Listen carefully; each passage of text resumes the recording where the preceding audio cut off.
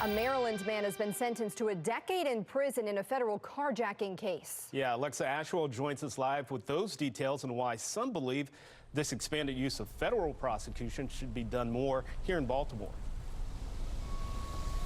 Yes, according to Baltimore police, there have been nearly 200 carjackings across the city so far this year, and some believe going after these offenders federally will help curb the crime. The U.S. Attorney for the District of Maryland today announcing the sentencing of 21-year-old Sean Franklin Mills Jr.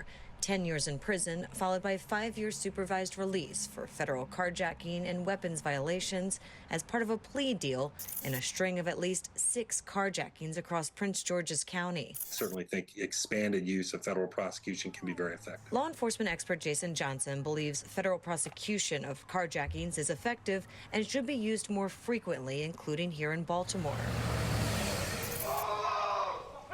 While the crime is down overall across the city compared to this time last year, people are still falling victim to the violent crime. Just last month, this man recalling the moment a gunman targeted him outside of his home in Upper Fells Point. I feel it on the back of my head. Johnson believes going after these offenders federally would help curb the crime even more, saying it all comes down to consequence.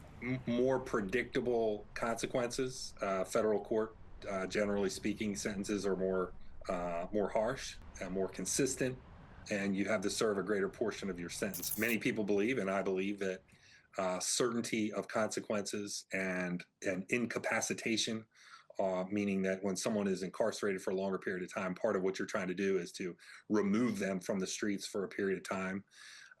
Those are all valid goals for the criminal justice system. A limitation, Johnson says, would be when it comes to juveniles. The federal justice system does not have a juvenile system. But overall, Johnson believes more cases like Mills is needed. Federal prosecutors are, of course, going to want to focus on cases in which they can tie one individual to multiple cases or other aggravating factors, like, they actually shot a person while in a while involved in a carjacking.